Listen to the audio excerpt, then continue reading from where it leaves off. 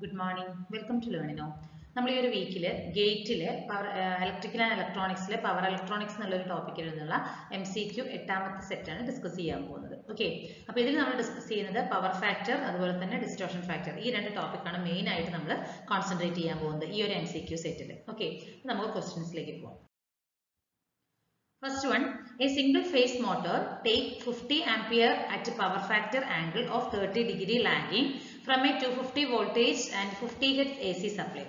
What value of capacitance must a shunting capacitor have to raise the power factor to unity? അപ്പോൾ നമുക്കൊരു single phase മോട്ടറിന്റെ കാര്യമാണ് പറഞ്ഞിരിക്കുന്നത്. അടുത്ത current എത്രയാണ്? 50 ampere ആണ്. പവർ ഫാക്ടർ ആംഗിൾ നമുക്ക് തന്നിരിക്കുന്നത് 30 ഡിഗ്രി ലാഗിംഗ് ആണ്.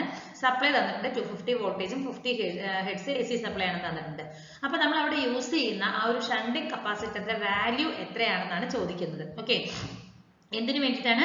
പവർ ഫാക്ടർ നമ്മൾ യൂണിറ്റി ആയിട്ട് റേസ് ചെയ്യണമെങ്കിൽ നമുക്ക് അവിടെ യൂസ് ചെയ്യുന്ന ഷണ്ടിങ് കപ്പാസിറ്ററിന്റെ വാല്യൂ എന്തായിരിക്കണം എന്നാണ് ചോദിച്ചിരിക്കുന്നത്. ഓക്കെ, അപ്പോൾ ഓപ്ഷൻസിൽ D 318.3 മൈക്രോഫാരഡ് ആണ് നമ്മൾ യൂസ് ചെയ്യേണ്ട ഷണ്ടിങ് കപ്പാസിറ്റർ. എന്തിനു വേണ്ടിയിട്ട്? പവർ ഫാക്ടറിനെ യൂണിറ്റി ആയിട്ട് റേസ് ചെയ്യാൻ വേണ്ടിയിട്ട്. അപ്പോൾ എങ്ങനെയാണ് നമുക്ക് ഇത് കാൽക്കുലേഷൻ എന്ന് നോക്കാം. അപ്പോൾ ഒരു real power of A single phase എന്ന് പറയുന്നത് P = എന്താണ്? റിയൽ പവർ എന്ന് പറയുന്നത് VI cos θ ആണ്. ഓക്കെ, ഒരു റിയാക്റ്റീവ് പവർ എങ്ങനെയാണ്? Q അല്ലെ, റിയൽ പവർ P യും reactive power single phase Q എന്ന് പറയുന്നത് VI sin θ ആണ്. Okay, real power VI cos θ, reactive power VI sin θ ആണ്. അപ്പോൾ ഒരു പ്യുവർലി കപ്പാസിറ്റീവ് സർക്യൂട്ട് ആണെങ്കിൽ Q = എന്താണ് വരുന്നത്? V² ωc എന്നാണ്. ഓക്കെ, അതായത് to suppress the inductive effect of load we add purely capacitive load across the load. അപ്പോൾ നമുക്ക് ആ ഒരു ഇൻഡക്റ്റീവ് എഫക്റ്റ് ആ ലോഡിൽ നിന്നും സപ്രസ് ചെയ്യാനായിട്ട് എന്ത് ചെയ്യണം? നമ്മൾ ഒരു പ്യുവർലി കപ്പാസിറ്റീവ് ആയിട്ടുള്ള ഒരു ലോഡാണ് നമ്മൾ ആ ഒരു ലോഡിന് അക്രോസ് ആയിട്ട് നമ്മൾ യൂസ് ചെയ്യുന്നത്. ഓക്കെ, അപ്പോൾ നമുക്ക് V തന്നിരിക്കുന്നുണ്ട്. സപ്ലൈ എത്രയാണ്? 50 ആണ്, 250 ആണ്. I നമുക്ക് തന്നിരിക്കുന്നത് 50 ആംപിയർ ആണ്. ആംഗിൾ θ തന്നിട്ട് 30 ഡിഗ്രി എന്നുള്ളത് അല്ലേ. അപ്പോൾ നമുക്ക് ഒമേഗ കണ്ടുപിടിച്ചൂടെ? ഒമേഗ = എന്താണ്? 2πf ആണ്. ദാറ്റ് ഈസ് 2 × π × f 50 ആണ്. ദാറ്റ് ഈസ് 50 ഹെർട്സ് തന്നിട്ടുണ്ട്. ദാറ്റ് ഈസ് = 314 ആണ് നമുക്ക് വരുന്നത്. Okay, then we have to find the reactive power, that is equal to VI sin θ ആണ്. V 250 ആണ്, I 50 ആംപിയർ ആണ് into sin 30, that is equal to 6250 VAR എന്നാണ് നമുക്ക് കിട്ടുന്നത്. യൂണിറ്റ് ആണ്. ഓക്കെ, അപ്പോൾ നമുക്കൊരു യൂണിറ്റി പവർ ഫാക്ടർ ആയിട്ട് നമ്മൾ ഇൻക്രീസ് ചെയ്യണമെങ്കിൽ ഏത് കപ്പാസിറ്റേഴ്സ് വാല്യൂ ആണ് നമുക്ക് കണ്ടുപിടിക്കണം അല്ലെ. സോ V² ωc നമ്മൾ ഈ ഒരു ഇക്വേഷൻ ഇവിടെ പറഞ്ഞിട്ടുണ്ട്. പ്യുവർലി കപ്പാസിറ്റീവ് സർക്യൂട്ട് ആകുമ്പോഴുള്ള ഇക്വേഷൻ ആണ് V² ωc എന്ന് പറയുന്നത്. അപ്പോൾ V² ωc = എന്താണ് നമുക്ക് കിട്ടിയിരിക്കുന്നത്? 6250 ആണ് കിട്ടിയിരിക്കുന്നത് അല്ലെ. അതാണ് നമ്മൾ Q കണ്ടുപിടിച്ചിരിക്കുന്നത്. സോ നമുക്ക് ഇതിൽ നിന്ന് C യുടെ വാല്യൂ കാൽക്കുലേറ്റ് ചെയ്യാം. സോ 250² into ω 314 കാൽക്കുലേറ്റ് ചെയ്തു into C = 6250 ആണ്, 6250 ആണ്. Then C = 6250 divided by 250² into 314 വരും. That is equal to 318.3 microfarad ആണ്. അപ്പോൾ ഈ ഒരു കപ്പാസിറ്റർ വാല്യൂ നമ്മൾ യൂസ് ചെയ്തിട്ടുണ്ടെങ്കിൽ നമുക്ക് പവർ ഫാക്ടർ യൂണിറ്റി ആയിട്ട് റേസ് ചെയ്യാനായിട്ട് പറ്റും. ഓക്കെ, സോ 318.3 മൈക്രോഫാരഡ് ആണ് ആൻസർ വരുന്നത്. Second question, which one of the following statement is incorrect about shunt capacitors? Shunt capacitors നെ ബേസ് ചെയ്തിട്ട് ഇൻകറക്റ്റ് ആയിട്ടുള്ള സ്റ്റേറ്റ്മെന്റ് ഏതാണെന്നാണ് ചോദിച്ചിരിക്കുന്നത്. ഓപ്ഷൻസ് നോക്കൂ. The VAR is produced by the shunt capacitor drop as the voltage drop. Okay, അതൊരു right statement ആണ്. Shunt capacitors are used for lagging power factor circuits. They are used in the lagging power factor circuits ആണ്. Shunt capacitors are used to supply the reactive power required to maintain the voltage value. That's also a right statement. Then the shunt capacitors are of variable impedance type loads only to minimize the losses and voltage drop. That is a wrong statement. Okay, option D നമുക്ക് തന്നിരിക്കുന്നത് ഒരു incorrect statement ആണ്. Shunt കപ്പാസിറ്റേഴ്സിനെ base ചെയ്തിട്ട് ഒരു incorrect statement ആണ് നമുക്ക് തന്നിരിക്കുന്നത്. അപ്പോൾ എന്താണെന്ന് നമുക്ക് നോക്കാം. അപ്പോൾ ഒരു ഷണ്ട് കപ്പാസിറ്റർ അല്ലെങ്കിൽ സ്റ്റാറ്റിക് ഷണ്ട് കപ്പാസിറ്റർ എന്ന് പറഞ്ഞാൽ എന്താണ്? The power factor can be improved by connecting capacitors in parallel with the equipment operating at a lagging power factor. ഒരു ലാഗിംഗ് പവർ ഫാക്ടറിൽ ഓപ്പറേറ്റ് ചെയ്യുന്ന എക്യുപ്മെന്റിന് പാരലൽ ആയിട്ട് നമ്മൾ ഒരു കപ്പാസിറ്റേഴ്സ് കണക്ട് ചെയ്യുന്നുവെങ്കിൽ, അതായത് ഒരു പവർ ഫാക്ടർ ഇംപ്രൂവ് ചെയ്യുന്നതിന് വേണ്ടിയിട്ട് നമുക്ക് കപ്പാസിറ്റേഴ്സ് കണക്ട് ചെയ്യുന്നുണ്ട്. ഓക്കെ, അത് എപ്പോഴും നമ്മൾ എന്ത് ചെയ്യുന്നത്? To always decide to commission a capacitor bank nearer to reactive load. അപ്പോൾ ഒരു കപ്പാസിറ്റീവ് ബാങ്ക് നമ്മൾ ആ ഒരു റിയാക്റ്റീവ് ലോഡിന് എപ്പോഴും നമ്മൾ അവിടെ ഒരു മെയിൻറ്റെയിൻ ചെയ്തുകൊണ്ടിരിക്കുന്നുണ്ട്. അത് എന്ത് ചെയ്യുന്നുണ്ട് പറഞ്ഞെങ്കിൽ, that makes the transmission of reactive KVAR removed from the greater part of the network. അപ്പോൾ നമുക്ക് ആ ഒരു ട്രാൻസ്മിഷൻ ഓഫ് റിയാക്റ്റീവ് KVR നമുക്ക് റിമൂവ് ചെയ്യാനായിട്ട് സാധിക്കുന്നുണ്ട്. ഓക്കെ, അതേപോലെ ഷണ്ട് കപ്പാസിറ്റേഴ്സ് എന്ന് പറയുന്നത് ഒരു ലീഡിംഗ് പവർ ഫാക്ടർ ആയിട്ടാണ് ഓപ്പറേറ്റ് ചെയ്യുന്നത്. അതായത് they consume leading VARs by delivering the lagging VAR. Leading VAR consume ചെയ്യുന്നുണ്ട്. എങ്ങനെയാണ്? ഒരു ലാഗിംഗ് VAR ഡെലിവർ ചെയ്തിട്ട്. ഓക്കെ, അപ്പൊ നമുക്ക് ഒരു റിയാക്റ്റീവ് പവർ, ഒരു കപ്പാസിറ്റർ ബാങ്ക് പ്രൊവൈഡ് ചെയ്യുന്ന ആ ഒരു റിയാക്റ്റീവ് പവറിന്റെ ഇക്വേഷൻ എന്താണ്? Q is equal to P into tan delta minus tan del dash ആണ് വരുന്നത്. Okay, so what are the advantages of the static shunt capacitors എന്ന് നോക്കിയിട്ടുണ്ടെങ്കിൽ they have low loss, they require little maintenance as there are no rotating parts. ഇവിടെ നമുക്കൊരു rotating പാർട്ടുകളൊന്നും ഇല്ലാത്തതിന് little maintaining ആണ് വേണ്ടത്. Easily installed as they are light and require no foundation. നമുക്ക് easily ആയിട്ട് install ചെയ്യാനായിട്ട് പറ്റും. ഒരു ഓർഡിനറി അറ്റ്മോസ്ഫിയറിക് കണ്ടീഷൻസിലും അതിന് വർക്ക് ചെയ്യാനായിട്ട് സാധിക്കും. ഓക്കെ, ഡിസഡ്വാൻറ്റേജുകൾ എന്തൊക്കെയാന്ന് നോക്കിയിട്ടുണ്ടെങ്കിൽ നമുക്കൊരു ഷോർട്ട് സർവീസ് റേഞ്ച് ആണ് വരുന്നത്. 8 to 10 years ഉണ്ടാവുള്ളൂ. പെട്ടെന്ന് ഡാമേജ് ആവാനായിട്ട് സാധിക്കും. അതായത് ഒരു റേറ്റഡ് വോൾട്ടേജിനേക്കാൾ കൂടുതലായിട്ട് വോൾട്ടേജ് വരികയാണെങ്കിൽ പെട്ടെന്ന് തന്നെ ഡാമേജ് ആകുന്നതിന് ചാൻസസ് ഉണ്ട്. ഓക്കെ, അപ്പോൾ നമുക്കതൊരു കപ്പാസിറ്റർ ഒരിക്കൽ ഡാമേജ് ആയിട്ടുണ്ടെങ്കിൽ അതെന്ന് പറയുന്നത് നമുക്ക് റിപ്പയർ ചെയ്തെടുക്കുക എന്ന് പറയുന്നത് ഒരു എക്കണോമിക്കലി പോസിബിൾ അല്ല എന്നാണ് പറയുന്നത്. ഓക്കെ, സോ അപ്പോൾ ഇത്രയൊക്കെയാണ് നമുക്ക് അതിന്റെ അഡ്വാൻറ്റേജസും ഡിസഡ്വാൻറ്റേജസും വരുന്നത്. ഓക്കെ, അടുത്ത ക്വസ്റ്റ്യൻ ആണ്, a capacitor bank is connected across the stator terminal of a induction generator and loaded into a wind energy conservation system 2. ഒരു കപ്പാസിറ്റർ ബാങ്ക് നമ്മൾ ഒരു സ്റ്റേറ്റർ ടെർമിനൽ, ഒരു ഇൻഡക്ഷൻ ജനറേറ്ററിന്റെ സ്റ്റേറ്റർ ടെർമിനലിന് അക്രോസ് ആയിട്ട് നമ്മൾ കണക്ട് ചെയ്തിട്ട് അതൊരു വിൻഡ് എനർജി കൺസർവേഷൻ സിസ്റ്റത്തിലേക്ക് ലോഡ് ചെയ്തിരിക്കുകയാണ്. അങ്ങനെയാണെങ്കിൽ നമുക്ക് അവിടെ എന്താ വരുന്നത്? It can supply reactive power to both the machine and load. മെഷീനിലേക്കും ലോഡിലേക്കും ആവശ്യമായ റിയാക്റ്റീവ് പവർ നമുക്ക് ഇതിലേക്ക് പ്രൊവൈഡ് ചെയ്യാനായിട്ട് നമുക്ക് സാധിക്കും. ഓപ്ഷൻ എ ആണ് റൈറ്റ് ആൻസർ വരുന്നത്. ഓക്കെ, അപ്പൊ എന്താണ് നമുക്ക് ഈ ഒരു കപ്പാസിറ്റർ ബാങ്ക് എന്താണെന്നുള്ളത് നമുക്ക് നോക്കാം. ഒരു induction machine requires reactive power for the purpose of excitation. ഒരു എക്സൈറ്റേഷന്റെ പർപ്പസിന് വേണ്ടിയിട്ട് ഒരു റിയാക്റ്റീവ് പവർ ഇൻഡക്ഷൻ മെഷീനിലേക്ക് ആവശ്യമുണ്ട്. ഓക്കെ, അതേപോലെ ഒരു ഇൻഡക്ഷൻ ജനറേറ്റർ നമ്മൾ ഗ്രിഡിലേക്ക് കണക്ട് ചെയ്യുകയാണെങ്കിൽ അത് എന്ത് ചെയ്യുന്നുണ്ട്? ആ ഒരു ഗ്രിഡിൽ നിന്ന് റിയാക്റ്റീവ് പവർ എടുക്കുന്നുണ്ട്. ഓക്കെ, അപ്പൊ ഒരു കപ്പാസിറ്റർ ബാങ്ക് നമുക്ക് ആ ഒരു സ്റ്റേറ്റർ ടെർമിനലിന് അക്രോസ് ആയിട്ട് നമുക്ക് കണക്ട് ചെയ്യുകയാണെങ്കിൽ അത് മെഷീനും ലോഡിനും റിയാക്റ്റീവ് പവർ പ്രൊവൈഡ് ചെയ്യാനായിട്ട് ഹെൽപ്പ് ചെയ്യും. എന്ത്? ഈ ഒരു കപ്പാസിറ്റർ ബാങ്ക് എന്ന് പറയുന്നത്. നോക്കൂ, ഇതാണ് കപ്പാസിറ്റർ ബാങ്ക് എന്ന് പറയുന്നത്. ഇത് ലോഡിലേക്കും ആസ് വെൽ ആസ് ഇൻഡക്ഷൻ മോട്ടറിലേക്കും ഒരു റിയാക്റ്റീവ് പവർ പ്രൊവൈഡ് ചെയ്യാനായിട്ട് ഹെൽപ്പ് ചെയ്യും. Okay, A small voltage is generated across the stator terminal. Stator terminal across ആയിട്ട് ഒരു small voltage generate ചെയ്യുന്നുണ്ട്. അത് എന്തുകൊണ്ടാണ്? ആ ഒരു residual magnetism കാരണമാണ്. ആ ഒരു റോട്ടർ റൊട്ടേറ്റ് ചെയ്യുന്നതിനനുസരിച്ച്, ആ ഒരു NF സ്പീഡിൽ റൊട്ടേറ്റ് ചെയ്യുന്നതിനനുസരിച്ച് ഒരു residual magnetic field കാരണം, മാഗ്നറ്റിസം കാരണം ഒരു ചെറിയ വോൾട്ടേജ് എന്ന് പറയുന്നത് ആ ഒരു സ്റ്റേറ്റർ ടെർമിനലിന് അക്രോസ് ആയിട്ട് ജനറേറ്റ് ചെയ്യുന്നുണ്ട്. ഈ ഒരു സ്മോൾ ജനറേറ്റഡ് വോൾട്ടേജ് കാരണം കപ്പാസിറ്റർ കറന്റ് എന്ന് പറയുന്നത് പ്രൊഡ്യൂസ് ആവുകയും അത് ഒരു ഫർദർ ആയ ഒരു റിയാക്റ്റീവ് പവർ, ആ ഒരു മാഗ്നറ്റൈസേഷന് ആവശ്യമായ റിയാക്റ്റീവ് പവർ പ്രൊവൈഡ് ചെയ്യുകയും ചെയ്യുന്നുണ്ട്. ഓക്കെ, അപ്പൊ ഈ ഒരു കപ്പാസിറ്റർ ബാങ്ക് എവിടെ കണക്ട് ചെയ്യുന്നത്? Across the stator terminal. Okay, അപ്പൊ നമുക്ക് ആ ഒരു വിൻഡ് എനർജിക്ക് കണക്ട് ചെയ്തിട്ടുണ്ടെങ്കിൽ തന്നെ നമുക്ക് ആ റിയാക്റ്റീവ് പവർ ബോത്ത് മെഷീനിലേക്കും ലോഡിലേക്കും ആവശ്യമായ ഒരു റിയാക്റ്റീവ് പവർ പ്രൊവൈഡ് ചെയ്യുന്നതിന് ഈ ഒരു കപ്പാസിറ്റർ ബാങ്ക് ഇനഫ് ആണെന്നാണ് പറയുന്നത്. ഓക്കെ, ഇതാണ് നമുക്ക് വരുന്ന ആ ഒരു കപ്പാസിറ്റർ ബാങ്ക് എന്താന്നുള്ളത് പറയുന്നത്. അടുത്ത ക്വസ്റ്റ്യൻ ആണ്, which of the following leads to a low voltage and low power factor? താഴെ തന്നിരിക്കുന്നത് ലോ പവർ ഫാക്ടറിനും ലോ വോൾട്ടേജിനും കാരണമായത് എന്താണ്? Because of harmonics. ഹാർമോണിക്സ് ആണ് എന്ത് ചെയ്യുന്നത്? ഒരു low voltage and low power ഫാക്ടറിലേക്ക് ലീഡ് ചെയ്യുന്നത്. എന്താണ് ഹാർമോണിക്സ് എന്ന് പറഞ്ഞാൽ എന്താണ്? It is the shape or characteristics of a voltage or current waveform relative to its fundamental frequency. ആ ഒരു ഫണ്ടമെന്റൽ ഫ്രീക്വൻസിക്ക് റിലേറ്റീവ് ആയിട്ടുള്ള ആ ഒരു ഷേപ്പ് അല്ലെങ്കിൽ ഒരു ക്യാരക്ടറിസ്റ്റിക്സ് എന്ന് പറയാം. വോൾട്ടേജിന്റെയും കറന്റിന്റെയും ഷേപ്പോ അല്ലെങ്കിൽ ക്യാരക്ടറിസ്റ്റിക്സ് ആണ് ഒരു ഹാർമോണിക്സ് എന്ന് പറയുന്നത്. ഓക്കെ, അപ്പൊ ഐഡിയൽ പവർ സോഴ്സിൽ ഓൾ പവർ സിസ്റ്റം എന്ന് പറയുന്നത് ഒരു സ്മൂത്ത് സൈനസോയിഡൽ വേവ്സ് ആയിട്ടായിരിക്കും ഉണ്ടാകുന്നത്. ഓക്കെ, ഈ ഒരു പെർഫെക്റ്റ് സൈൻ വേവ്സ് എന്ന് പറയുന്നത് ഹാർമോണിക്സ് ഒന്നും തന്നെ ഉണ്ടാവില്ല. വേവ് ഫോംസ് ഒരു സൈൻ വേവിൽ നിന്ന് ഡീവിയേറ്റ് ആയിട്ടുണ്ടെങ്കിൽ അതിൽ നമുക്ക് ഹാർമോണിക്സ് ഉണ്ടെന്ന് പറയാം. ഓക്കെ, അപ്പോൾ പെർഫെക്റ്റ് ആയിട്ട് ഒരു സൈൻ വേവ് ആണെങ്കിൽ നമുക്ക് അതിൽ എന്ത് ഹാർമോണിക്സ് ഉണ്ടെന്നൊന്നും പറയാൻ പറ്റില്ല. പക്ഷെ ഹാർമോണിക്സ് എന്ന് പറഞ്ഞാൽ ഈ ഒരു ഡീവിയേഷൻ വരികയാണെങ്കിൽ, സൈൻ വേവിൽ നിന്നൊരു ഡീവിയേഷൻ വരികയാണെങ്കിൽ നമുക്ക് പറയാം അവിടെ ഹാർമോണിക്സ് ഉണ്ടെന്ന് പറയാൻ പറ്റും. ഓക്കെ, അപ്പോൾ ഈ ഒരു കറന്റ് ഹാർമോണിക്സ് എന്ത് ചെയ്യുന്നുണ്ട്? വോൾട്ടേജ് വേവ് ഫോമിനെ ഡിസ്റ്റോർട്ട് ചെയ്യും. അതുപോലെ തന്നെ ഒരു ഡിസ്റ്റോർഷൻ, ആ ഒരു ടോട്ടൽ പവർ സിസ്റ്റത്തിലും ഒരു ഡിസ്റ്റോർഷൻ സെക്യൂർ ആവുന്നുണ്ട് അല്ലെ.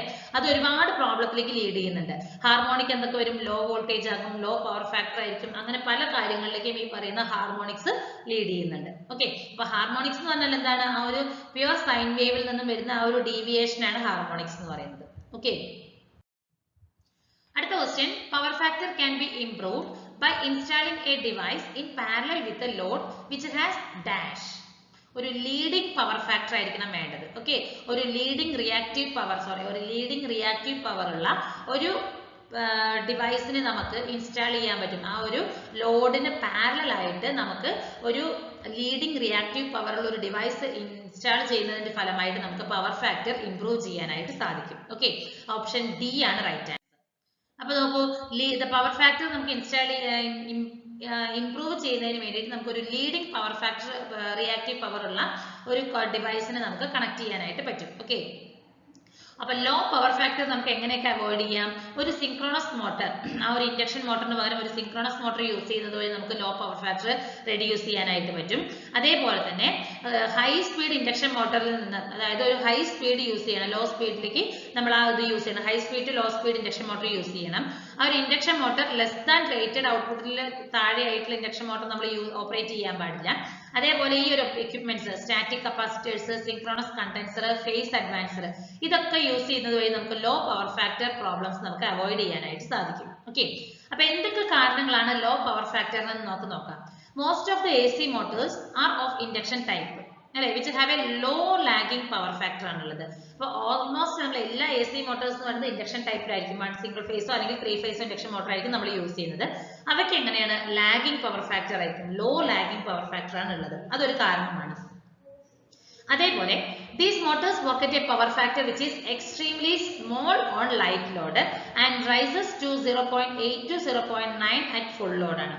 നോ ലോഡിൽ 0.2 to 0.3 യും ഫുൾ ലോഡിൽ 0.82 അല്ലെങ്കിൽ 0.9 വർക്ക് ചെയ്യുന്നത് ആ ഒരു പവർ ഫാക്ടറിൽ. ഓക്കെ, അതേപോലെ ആർക്ക് ലാംപ്സ്, ഇലക്ട്രിക് ഡിസ്ചാർജ് ലാംപ്സ്, അതുപോലെ ഇൻഡസ്ട്രിയൽ ഹീറ്റിംഗ് ഫർണസസ്, ഇതൊക്കെ എന്ന് പറയുന്നത് ലോ ലാഗിംഗ് പവർ ഫാക്ടറിൽ വർക്ക് ചെയ്യുന്ന ഡിവൈസസുകളാണ്. അതേപോലെ the load on the power system is varying, ആ ഒരു പവർ സിസ്റ്റത്തിന്റെ ലോഡ് വേരി ചെയ്യുന്നതിനനുസരിച്ച് ആ ഒരു മോർണിംഗ് ടൈമിൽ ഹൈ ആയിരിക്കും, അതുപോലെ ഈവനിങ് ടൈമിൽ ലോ ആയിരിക്കും. അതർ ടൈമിലും, ഈവനിങ് ആൻഡ് അതർ ടൈമിലൊക്കെ ഈ പറയുന്ന പവർ സിസ്റ്റത്തിൽ ഉണ്ടാകുന്ന ലോഡ് എന്ന് പറയുന്നത് വേരി ആയിക്കൊണ്ടായിട്ടിരിക്കുന്നത്. അല്ലെ, നമുക്കറിയാം നമ്മുടെ വീട്ടിൽ യൂസ് ചെയ്യുന്ന പവറിന്റെ ഇതിന്റെ നമുക്ക് കൺസെപ്ഷൻ നമുക്ക് പറയാനായിട്ട് സാധിക്കും. അപ്പൊ ആ ഒരു ലോ ലോഡ് പീരീഡിൽ സപ്ലൈ വോൾട്ടേജ് ഇൻക്രീസ് ആവുകയും അതുപോലെ മാഗ്നറ്റൈസേഷൻ കറന്റ് ഇൻക്രീസ് ആകും. അവിടെ നമുക്ക് എന്താ വരുന്നത്, പവർ ഫാക്ടർ എന്ന് പറയുന്നത് റെഡ്യൂസ് ആകുന്നതിനും കാരണമാകും ആ ഒരു ലോ പീരീഡിൽ, ലോ ലോഡ് പീരീഡുകളിൽ. ഓക്കെ, അപ്പൊ ഇത്രയും കാരണങ്ങളാണ് നമുക്ക് പവർ ഫാക്ടർ ലോ ആകുന്നതിനുള്ള റീസൺസ് എന്ന് പറയുന്നത്. അടുത്ത question, the primary reason for low power factor is owing to installation of dash. ആ ഒരു ലോ പവർ ഫാക്ടറിന് വരുന്ന പ്രൈമറി റീസൺ എന്താണ്? Because of induction motor. നമ്മളിപ്പോൾ നോക്കിയതാണ്, ഇൻഡക്ഷൻ മോട്ടർ ആണ് മെയിൻ റീസൺ എന്ന് പറയാൻ വേണമെങ്കിൽ, പ്രൈമറി റീസൺ എന്ന് പറയാം പവർ ഫാക്ടർ ലോ ആകുന്നതിന്. ഓക്കെ, അപ്പൊ ലോ പവർ ഫാക്ടർ നമ്മൾ പറഞ്ഞതാണ്, ഈ റീസൺസ് ഒക്കെ നമ്മളിപ്പോൾ പറഞ്ഞതാണ് അല്ലെ. കൂടുതലായിട്ട് നമ്മൾ AC മോട്ടോഴ്സ് എന്ന് പറയുമ്പോൾ ഇൻഡക്ഷൻ ടൈപ്പ് സിംഗിൾ ഫേസ് അല്ലെങ്കിൽ 3 ഫേസ് ആണ് യൂസ് ചെയ്യുന്നത്. അവയ്ക്ക് already low lagging power factor ആണുള്ളത്. അതേപോലെ ആ പവർ ഫാക്ടർ, അതിന്റെ പവർ ഫാക്ടർ റേറ്റിംഗ്സ് നമ്മൾ പറഞ്ഞിട്ടുണ്ട്. പിന്നെ arc lamp, electric discharge lamp, ഇതിനൊക്കെ ലോ ലാഗിംഗ് പവർ ഫാക്ടേഴ്സ് ആണുള്ളത്. പിന്നെ ആ ലോഡ് വേരിയിങ് ആണ്, മോർണിംഗ് ടൈമിൽ ഹൈ ലോഡ് ആയിരിക്കും, ലോ ഈവനിങ് ടൈം അല്ലെങ്കിൽ ബാക്കി വരുന്ന ടൈമിങ്ങളിലൊക്കെ നമുക്ക് ലോ ആയിരിക്കും. അപ്പൊ ആ ഒരു ലോ ടൈമിൽ നമുക്ക് എങ്ങനെ പവർ ഫാക്ടർ എന്ന് പറയുന്നത് റെഡ്യൂസ്ഡ് ആവുകയാണ് ചെയ്യുന്നത്. Okay, so these are the causes of low power factor എന്ന് പറയുന്നത്. അടുത്ത ക്വസ്റ്റ്യൻ ആണ്, distortion factor DF and the total harmonic distortion THD are related by. അവർ തമ്മിലുള്ള റിലേഷൻ എന്താണെന്നാണ് ചോദിച്ചിരിക്കുന്നത്. Option D is the right answer. Total harmonic distortion THD is equal to square root of 1 by DF square minus 1. DF means distortion factor. Okay, option D is the right answer. അപ്പോൾ എന്താണ് total harmonic distortion എന്ന് നോക്കാം. It is A common measurement of the level of harmonics distortion present in the power system. അപ്പൊ നമ്മൾ harmonic എന്താണെന്ന് നോക്കിയിട്ടുണ്ടായിരുന്നു, harmonic distortion. അപ്പൊ ആ ഒരു പവർ സിസ്റ്റത്തിൽ ഉണ്ടാകുന്ന ടോട്ടൽ അല്ലെങ്കിൽ ഒരു കോമൺ മെഷർമെന്റിനെയാണ് നമ്മൾ എന്തെന്ന് പറയുന്നത്, ഹാർമോണിക് ഡിസ്റ്റോർഷൻ എന്ന് പറയുന്നത്. ആ ഒരു ഹാർമോണിക് ഡിസ്റ്റോർഷൻ വരുന്നത്. ഓക്കെ, ഇതിന് നമുക്ക് എയ്തർ കറന്റ് ഹാർമോണിക്സ് ആയിട്ട് റിലേറ്റ് ചെയ്യാം, അതല്ലെങ്കിൽ ഒരു വോൾട്ടേജ് ഹാർമോണിക്സ് ആയിട്ട് നമുക്ക് പറയാൻ പറ്റും. ഓക്കെ, അതിന് നമുക്ക് എങ്ങനെ പറയാം? It is the ratio of the RMS value of the odd harmonic components to the RMS value of the fundamental component. ആ ഒരു harmonic components of the RMS value of the harmonic component to the RMS value of the fundamental component. ആ ഒരു റേഷ്യോയാണ് നമ്മൾ total harmonic ഡിസ്റ്റോർഷനെ define ചെയ്യുന്നത്. Okay, അപ്പൊ അതൊരു ഇക്വേഷനിൽ പറയുകയാണെങ്കിൽ നമുക്ക് എങ്ങനെ എഴുതാം? THD is equal to square root of VR divided by V01 whole square minus 1 ആണ്. അപ്പോൾ VOR എന്ന് പറഞ്ഞാൽ എന്താണ്? ടോട്ടൽ RMS വാല്യൂ ആണ്. V01 is the fundamental RMS value. The ratio between these total RMS value and fundamental RMS value ആണ് total harmonic distortion എന്ന് പറയുന്നത്. Second one is the distortion factor. What is that? It is the ratio of the fundamental component to the RMS value of the waveform. ഒരു waveformൽ ഉണ്ടാകുന്ന fundamental componentനും അതുപോലെ തന്നെ RMS componentനും തമ്മിൽ അല്ലെങ്കിൽ RMS value തമ്മിലുള്ള ഒരു ratio ആണ്. So DF is equal to എന്താണ്? V01 to VOR ആണ്. So the relation between the distortion factor DF and the total harmonic distortion THD, that is equal to THD is equal to square root of 1 by DF square minus 1. Okay. അടുത്ത question ആണ്. In a 3-phase 50 Hz full converter, the ripple frequency in the output voltage വരുന്ന ripple frequency എത്രയായിരിക്കും? ഒരു 3-phase full converter ആണ്. Option D 300 Hz ആണ് വരുന്നത്. Okay, calculation എങ്ങനെയാണെന്ന് നമുക്ക് നോക്കാം. അപ്പോൾ ripple frequency at the output, that is equal to equation എന്താണ്? M into supply frequency ആണ്. That is M into Fs ആണ്. Supply frequency Fs ആണ്. M എന്ന് പറഞ്ഞാൽ types of pulse converters ആണ്. M is the types of pulse converter. അപ്പോൾ ഒരു 3-phase full wave AC to DC converter ആയതുകൊണ്ട് നമുക്ക് അവിടെ 6 pulse converter ആണ്. അപ്പോൾ നമുക്ക് 6 ഡിവൈസുകളാണ് നമ്മൾ യൂസ് ചെയ്തിരിക്കുന്നത് അല്ലേ? So the number of pulses അല്ലെങ്കിൽ M is equal to 6. So F0 ആണ് നമുക്ക് കാൽക്കുലേറ്റ് ചെയ്യേണ്ടത്. Ripple frequency F0 is equal to 6 into supply voltage frequency Fs, that is 6 into 50, that is equal to 300 Hz ആണ് വരുന്നത്. Okay. അടുത്ത question, capacitors with the automatic power factor controller when installed in a plant will reduce the reactive power drawn from the grid. ഗ്രിഡിൽ നിന്നും drawn ചെയ്യുന്ന ഒരു reactive പവറിനെ reduce ചെയ്യാനായിട്ട് സാധിക്കും. എന്തിന്? ഒരു ഓട്ടോമാറ്റിക് പവർ ഫാക്ടർ കൺട്രോളർ ഉള്ള കപ്പാസിറ്റേഴ്സ് നമ്മൾ ആ ഒരു പ്ലാന്റിൽ ഇൻസ്റ്റാൾ ചെയ്തിട്ടുണ്ടെങ്കിൽ. ഓക്കെ, അപ്പോൾ നോക്കൂ, capacitors with automatic power factor control when installed in a plant reduce the reactive power drawn from the grid ആണ്. ഓക്കെ, അപ്പോൾ നമ്മൾ കപ്പാസിറ്റേഴ്സ് യൂസ് ചെയ്യുന്നതിന് വേണ്ടിയാണ് പവർ ഫാക്ടർ ഇംപ്രൂവ് ചെയ്യാനായിട്ട്, അതായത് റിയാക്റ്റീവ് പവറിനെ ഒരു കൗണ്ടറാക്ട് ചെയ്ത് reactive power demand of inductive load അല്ലെ, ആ ഒരു ലോഡിന് ആവശ്യമായ ഒരു റിയാക്റ്റീവ് പവർ പ്രൊഡ്യൂസ് ചെയ്യുന്നതിന് വേണ്ടിയിട്ടായിട്ട് നമ്മൾ കപ്പാസിറ്റേഴ്സ് യൂസ് ചെയ്യുന്നുണ്ട്. അപ്പോൾ ഒരു ഓട്ടോമാറ്റിക് പവർ കൺട്രോളർ ഉള്ളതാണെങ്കിൽ എന്ത് ചെയ്യുന്നുണ്ട്? അത് മോണിറ്റർ ചെയ്യും, ആ ഒരു പവർ ഫാക്ടറിനെ മോണിറ്റർ ചെയ്യുകയും ആ ഒരു വോൾട്ടേജ് ഓഫ് ദ സിസ്റ്റത്തിനെയും മോണിറ്റർ ചെയ്യുന്നുണ്ട്. അതുപോലെ തന്നെ ആ ഒരു സ്വിച്ചിങ് കപ്പാസിറ്റേഴ്സിനെ കൺട്രോൾ ചെയ്യുന്നുണ്ട്. ആ ഒരു desired power factor level maintain ചെയ്തുകൊണ്ട് ഈ പറയുന്ന പവർ ഫാക്ടറിനെ മോണിറ്റർ ചെയ്യും, വോൾട്ടേജ് ലെവൽ ഓഫ് ദ സിസ്റ്റത്തിനെ മോണിറ്റർ ചെയ്യുന്നുണ്ട്.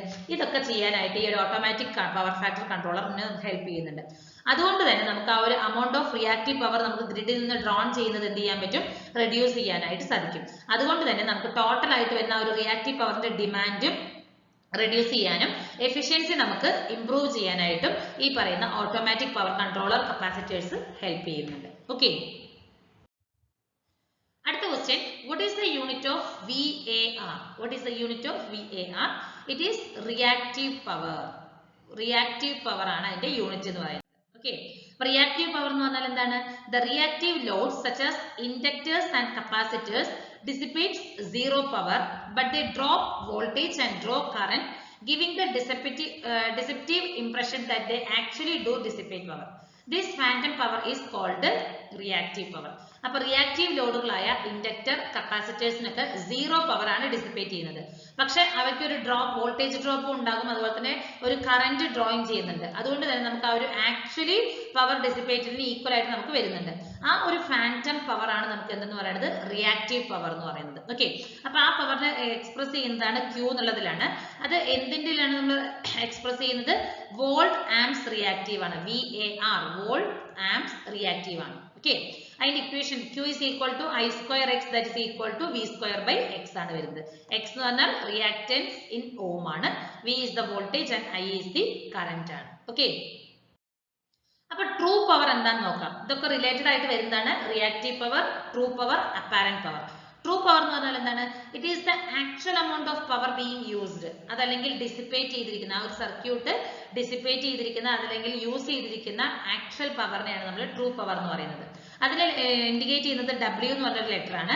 അത് മെഷർ ചെയ്യുന്നത് വാട്ട്സിലാണ്. അതിനെ എക്സ്പ്രസ് ചെയ്യുന്നത് P is equal to I square R അല്ലെങ്കിൽ V square by R ആണ്. R എന്ന് പറഞ്ഞാൽ എന്താണ്? റെസിസ്റ്റൻസ് ഇൻ ഓം ആണ്. Then apparent power എന്ന് പറഞ്ഞാൽ എന്താണ്? റിയാക്റ്റീവ് പവറിന്റെയും ട്രൂ പവറിന്റെയും ഒരു കോമ്പിനേഷൻ ആണ് apparent power എന്ന് പറയുന്നത്. ഓക്കെ, അതിന് നമുക്ക് എന്ത് പറയാം? It is the product of circuits voltage and current. സർക്യൂട്ടിൽ ഉണ്ടാകുന്ന വോൾട്ടേജിന്റെയും കറന്റിന്റെയും പ്രോഡക്റ്റ് എന്ന രീതിയിൽ നമുക്ക് വേണമെങ്കിൽ apparent പവറിനെ പറയാം. ഓക്കെ, ആ ഒരു ഫേസ് ആംഗിളിനെ റെഫറൻസ് ചെയ്യാത്ത രീതിയിലുള്ള ആ ഒരു product of circuits voltage and current ആണ് apparent പവർ എന്ന് പറയുന്നത്. അതിനെ എക്സ്പ്രസ് ചെയ്യുന്ന ലെക്ചർ എന്ന് പറയുന്നത് S ആണ്. അതിന്റെ unit it also volts amp VA ആണ്. ഓക്കെ, ഇക്വേഷൻ പറയുകയാണെങ്കിൽ Q is equal to I square Z, that is equal to V square by Z. That is Z എന്ന് പറഞ്ഞാൽ എന്താണ്? It is impedance in ohm എന്നാണ്. Okay, അപ്പൊ ഇത്രയും questions ആണ് ഈ ഒരു വീക്കിലുള്ള MCQ സെറ്റ് 8ൽ നമ്മൾ ഡിസ്കസ് ചെയ്തിരിക്കുന്നത്. അപ്പൊ മെയിൻ ആയിട്ട് നമ്മൾ ഈ ഒരു MCQ സെറ്റില് പവർ ഫാക്ടർ അതുപോലെ തന്നെ ഡിസ്റ്റോർഷൻ ഫാക്ടർ ഈ രണ്ട് ടോപ്പിക്കുകളാണ് കൂടുതലായിട്ട് നമ്മൾ ഫോക്കസ് ചെയ്തിരിക്കുന്നത്. ഓക്കെ, അപ്പൊ അടുത്ത MCQ നമുക്ക് വേറെ ടോപ്പിക്കുമായിട്ട് വരാം. Thank you.